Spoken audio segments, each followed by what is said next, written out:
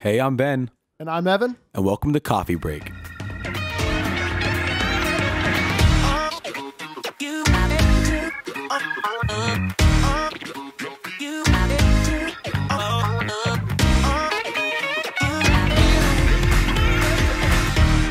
Hello, and welcome to episode 2 of Coffee Break with Ben and Evan.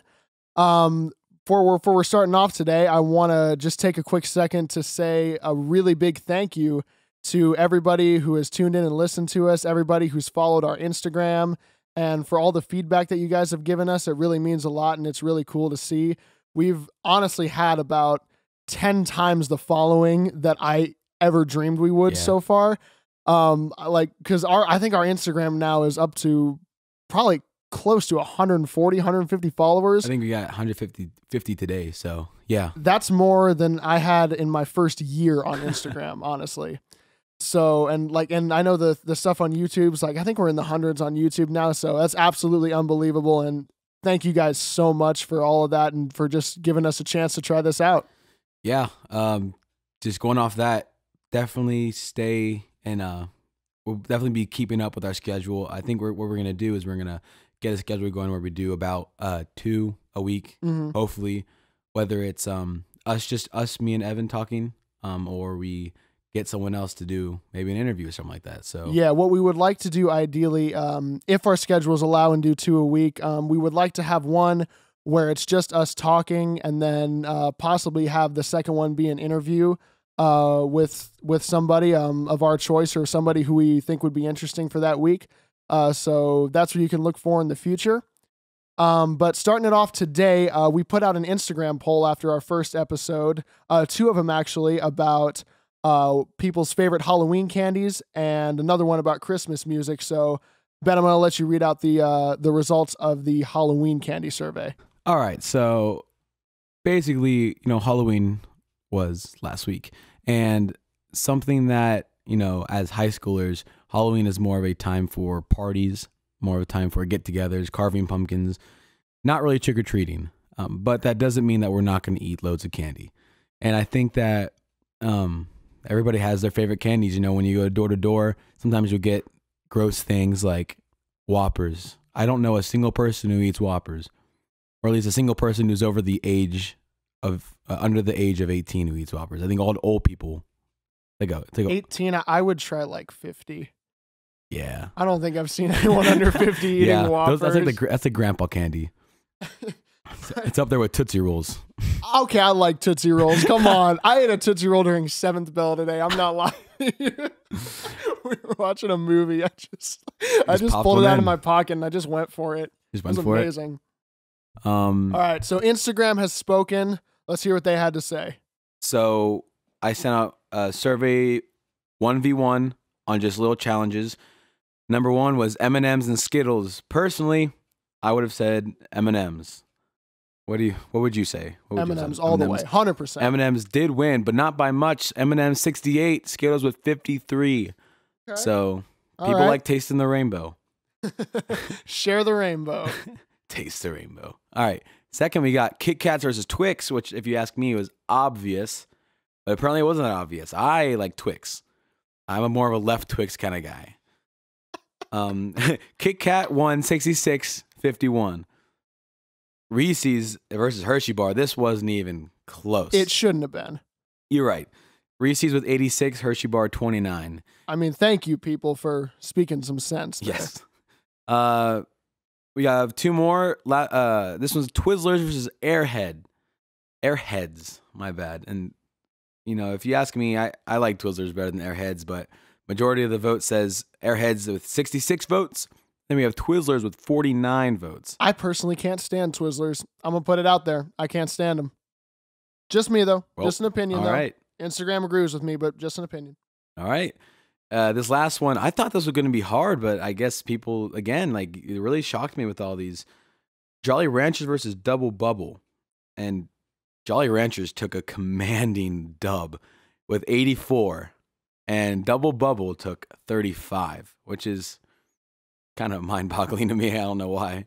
I mean, I guess bubble gum is just kind of an old thing. People aren't into it as much anymore. And you chew it for 10 seconds. That's true. And it's gone. It's an amazing, like, 10, 15 seconds. Like, it's the best, like, taste you'll ever get out of a gum for 10 seconds. And then you're just chewing this piece of rubber.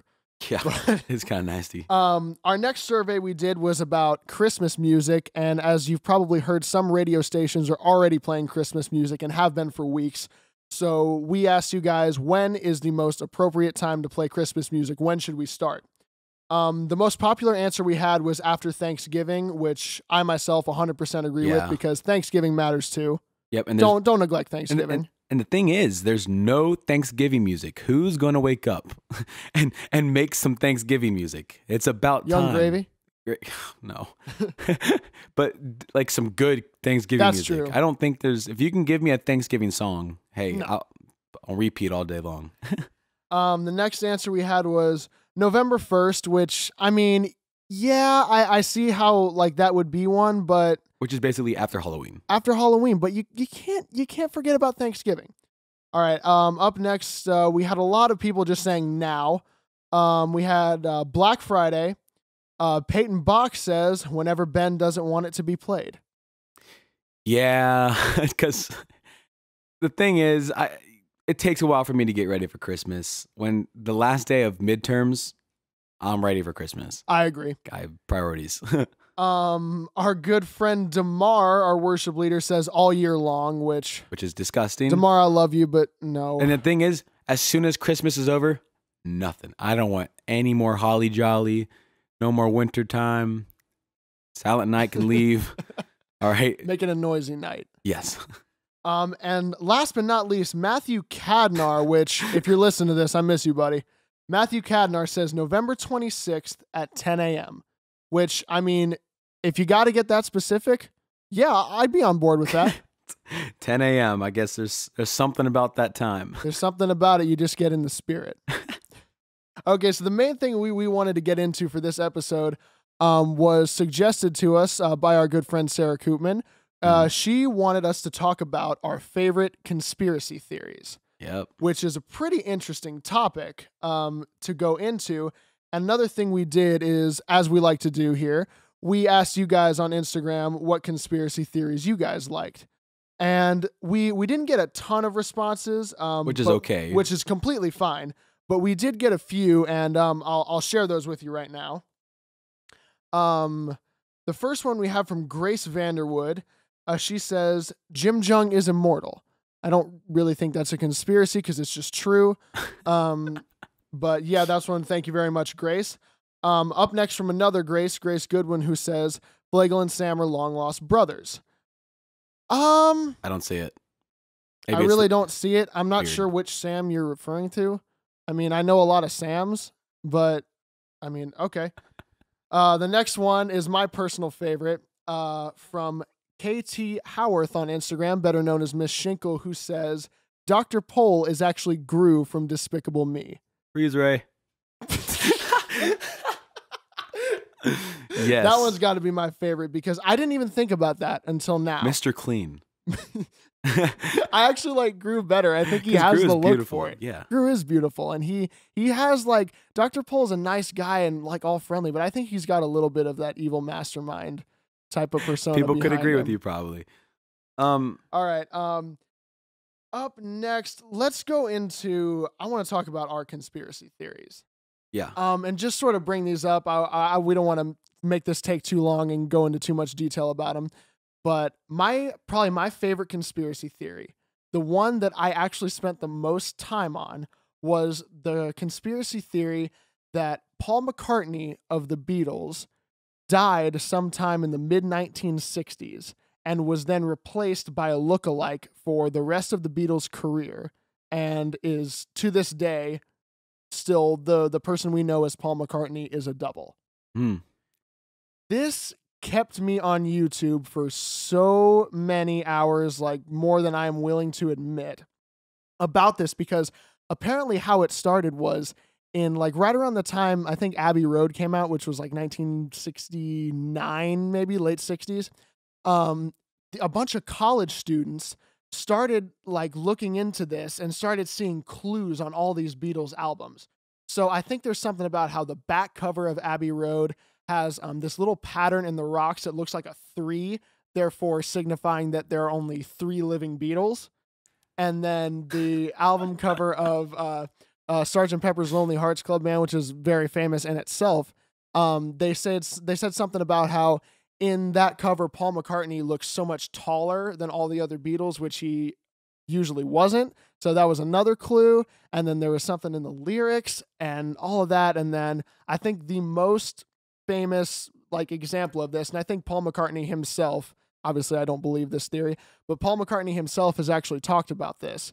And the most famous one is where people have said on the cover of Abbey Road, Paul is the only person who's not wearing shoes and his eyes are closed, therefore signifying that he would be a corpse, because when you're buried, you're usually not buried with shoes on, and his eyes were closed whereas everybody else's eyes were open.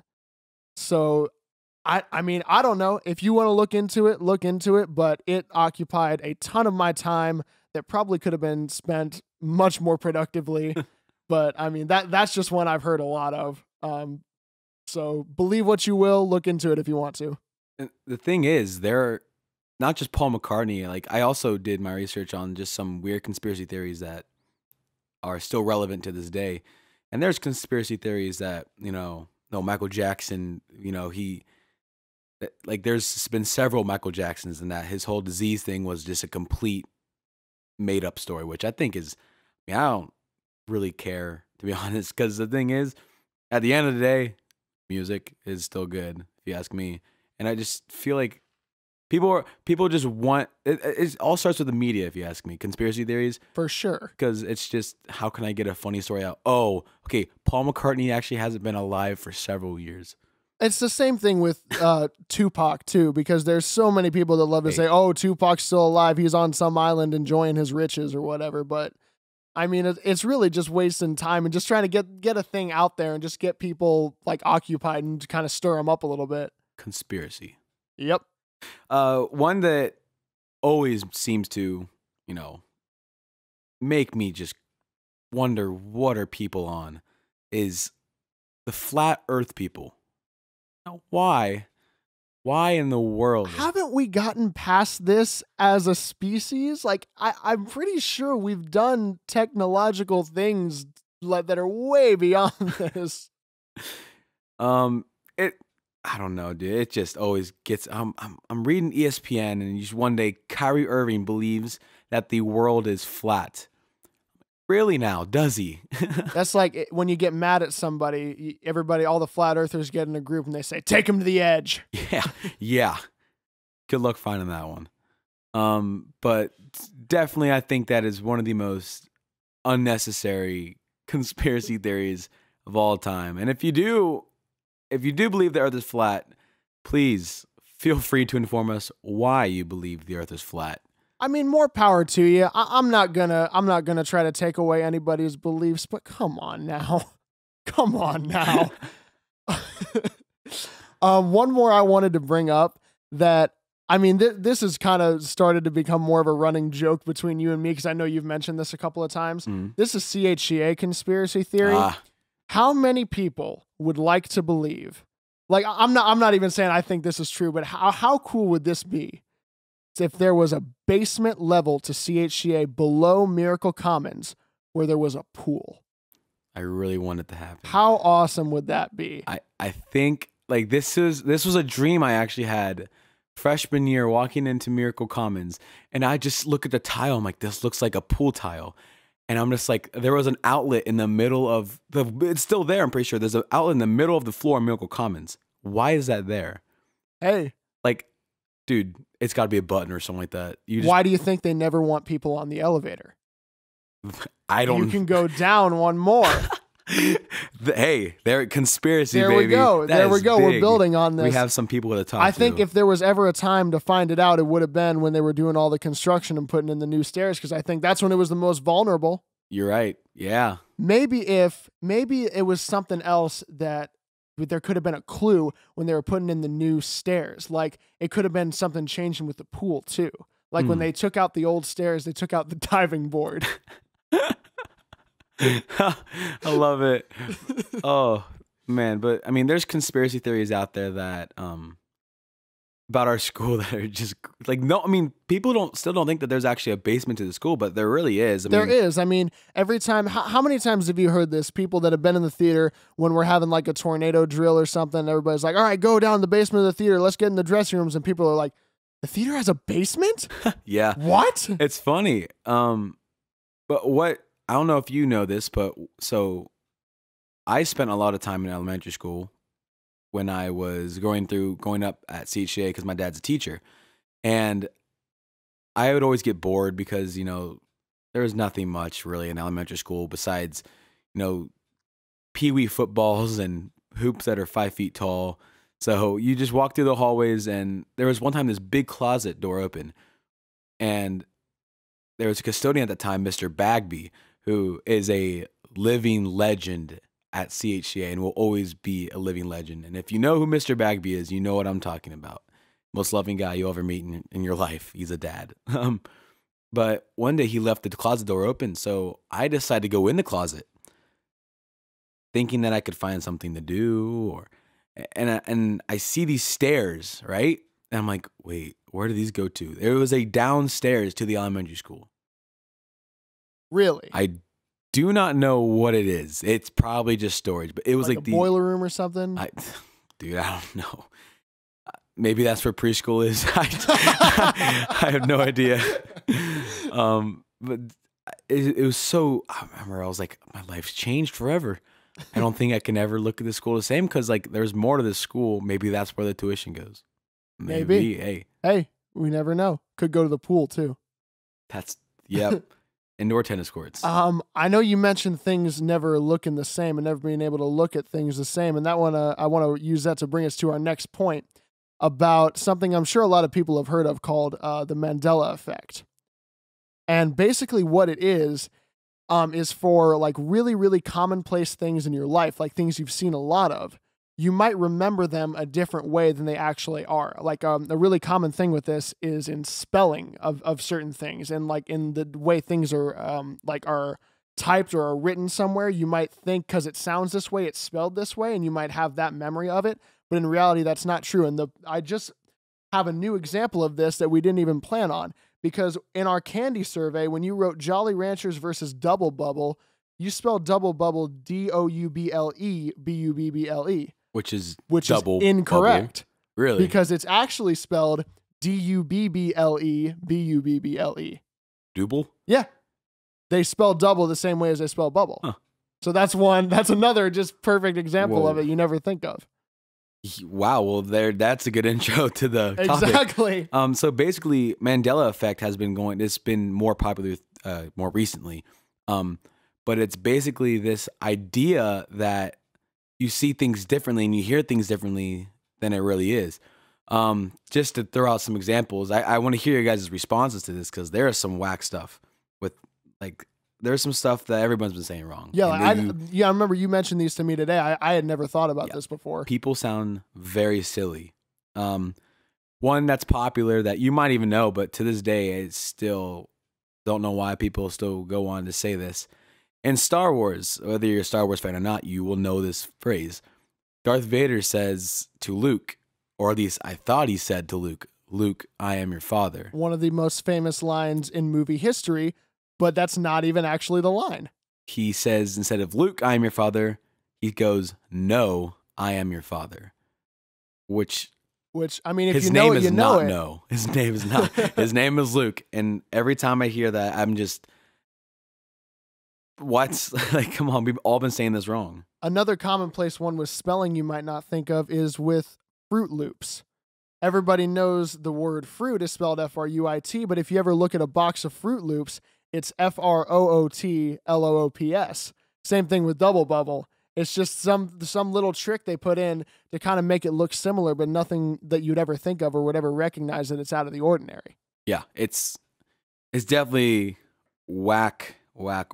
And something that I was also looking at today was a bunch of logos. So there's things that go from, Kit Kat not having the dash in it. So you might think Kit Kat has a dash in it between the KIT and then the KAT. It's legit one word. Like, they make it seem like it's one word. And it's just, that's all I can, it's just so hard for me to comprehend. Another really weird one is Oscar Mayer, the hot dog company, or what people call him is Oscar Mayer Wieners back in the day. This is what a description says online. The jingle went like this. My bologna has a first name. It's OSCAR. My bologna has a second name, MAYER. So it's more like Oscar Mayer than Oscar Mayer. But how many people think right now, even you might have never even seen an Oscar Mayer like package or anything, how many people would think it's MEYER? Yeah. That one blew my mind today. Yeah, that is insane. One that really messes me up that I didn't know until about yesterday when I started researching this stuff is one of my favorite bands of all time, Queen, which we'll get to later today. And their song "We Are the Champions."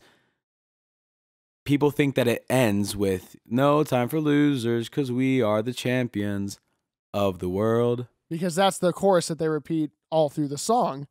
But really, it just ends with "No time for losers, 'cause we are the champions." And then there's a little instrumental part and it just cuts out after that. Yep. They never finish it with "of the world." And I never thought about that until So go back today. and listen to that song right now. Yeah, it's very strange.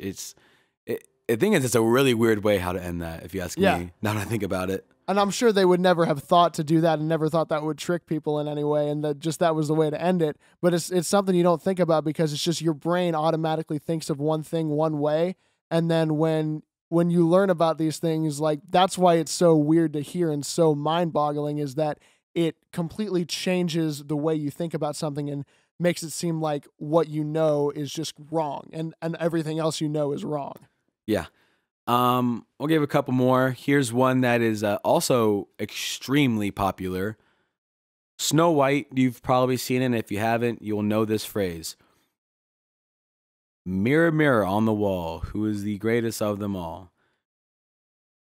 What? I'm not a Disney kid. Who is the fairest of them all? Actually, the witch does not say that. She says, magic mirror on the wall. She does not say mirror, mirror on the wall. And I'm pretty sure there's actually like a thing called Mirror, Mirror. Isn't it like maybe like a movie? Yeah. However many like fairy tale books or kids books that's been recreated in where it's been mirror, mirror, never was the line originally. Yep. So, Carter has just pointed us to another one.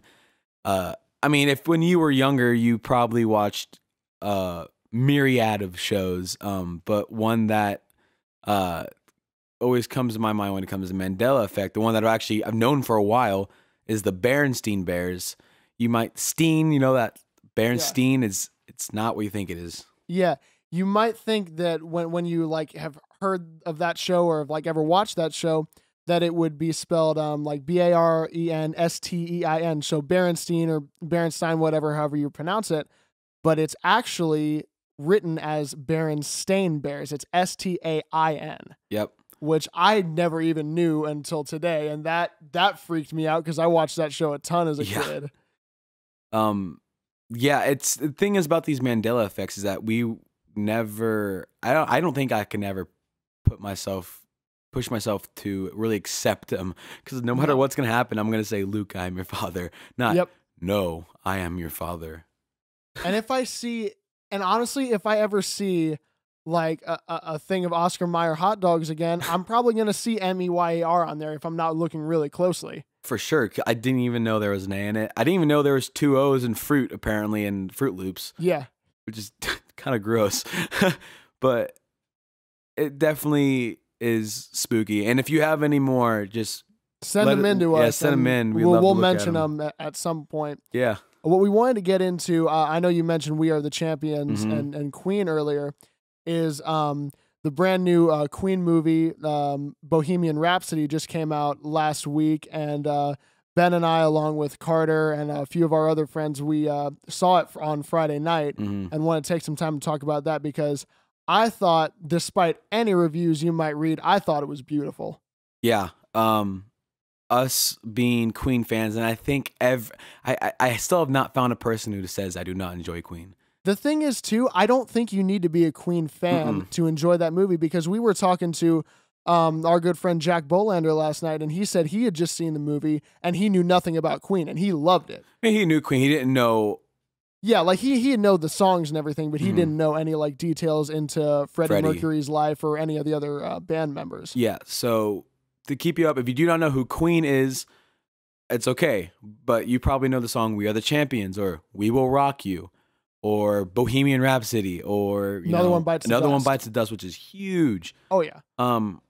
Just so many great songs come from this band, and this was a movie about Freddie Mercury's life, kind of also like band history, and it was played by Rami Malek was the actor's name who played Freddie Mercury. I think he has only previously done TV show work. He was on a show called Mr. Robot, which I haven't seen, but he's on Twilight as well. But I thought he did an absolutely phenomenal job with the character. Here's a really quick Freddie Mercury fact for you is that he had, I think they said in the movie, he had 4 additional teeth in the back of his mouth. And so he had his front teeth, his top layer of teeth would stick out way past his bottom teeth. And of course, in the movie, the actor wore fake teeth to do this. And something I learned about him doing that character is that before they even started filming, for almost a year before that, he would wear those teeth to get used to the character and get used to speaking and singing with it like that, which is just unbelievable in that dedication and everything. Yeah, and the thing is, I really encourage you guys to go watch this movie because it really is a great movie, and you can really tell how much love goes into Freddie Mercury's life. And if you didn't know, Freddie Mercury was the lead singer of the band, famous for a whole bunch of stuff. I mean, he had a solo career for a little bit. He, like I told you, was the lead, and he died 1991 of AIDS, and he started a whole foundation, a movement, a whole band. And this is a really good story. If you ask me, I think it was very well done. The music is just something me and Flaco and Carter were all up there. Like I don't think there was a single moment when songs were playing that it was either one of us singing or just along doing or something. dancing or getting into it. The biggest thing that really did it for this movie for me was the true attention to detail they paid with every single venue, like every costume and the whole way of how they depicted Freddie Mercury and him as a person. Because excuse me, obviously an actor can only do so much when it comes to playing a real life person. But the movie ends, I won't spoil anything of how they do it, but the movie ends showing Queen's set at the Live Aid concert from 1985. And if you ever look up footage of the real Queen, obviously doing their set and how that whole concert looked, because it was at Wembley Stadium, which was a huge, huge soccer stadium. And then you watch this movie, there is nothing that is off in any way, shape, or form. Every single detail about how that Wembley Stadium looked, because it's since been demolished now. Yeah. Every single detail about the stage, about the backdrop, about the stadium, about the crowd, and about the songs and even the choreography is all 100% spot on with exactly how they did it, with the real thing and in the movie, which is just huge. I mean, for me and anyone else being a Queen fan, but for anyone else who might not even know the band that well, I mean, that's an absolute, true telling of their dedication to it and an absolutely great factor for this movie. Yeah. What's crazy is that, a lot of people were really oh, this movie's not going to do very good because, there was apparently a couple director switches. There was actor switches as well. Just the actor who played Freddie was not even originally going to play Freddie Mercury. It was originally going to be Sacha Baron Cohen, who you might know for Borat, for the dictator, for all those different types of roles. I mean, I actually would have loved to see him play it because I think he would have done a great job, but that's absolutely not taking away from Rami Malek and what he did with that character because I thought it was beautiful. Yeah, and they made an extreme amount of money for their opening night. They had collected $50 million from U.S. and Canadian theaters in their debut. They made so much money off it, and the thing is, I really think that the critics were really critics were critical, but everybody's a critic, and I think that it's hard to express Freddie Mercury's life because he was also a very personal, shy guy, apparently. But the actor did a lot of research on it. And I know that Brian May and Roger Taylor, who were the real guitarist and drummer of Queen, I know they had a really, really big part to play in the production of that movie. And so I'm glad that they had a part in it to make it like historically accurate and also true to Freddie Mercury's character as much as they could for a movie. Which was really great to see, and really like for anybody watching it can really be appreciated in that type of setting. Yeah, so that does it for this episode. So this week we are planning on doing one more interview. Actually, we're going to do our first interview.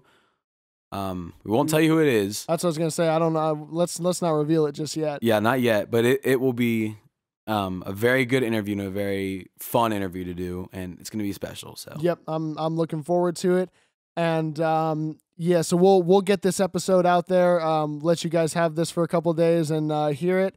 And we're planning on shooting our interview in the next couple days, and hopefully doing this sort of schedule of 2 or so podcasts a week. Thank you all very much for listening. Thank you for all the support and all the feedback you've given us. And until next time, we'll see you later. See you.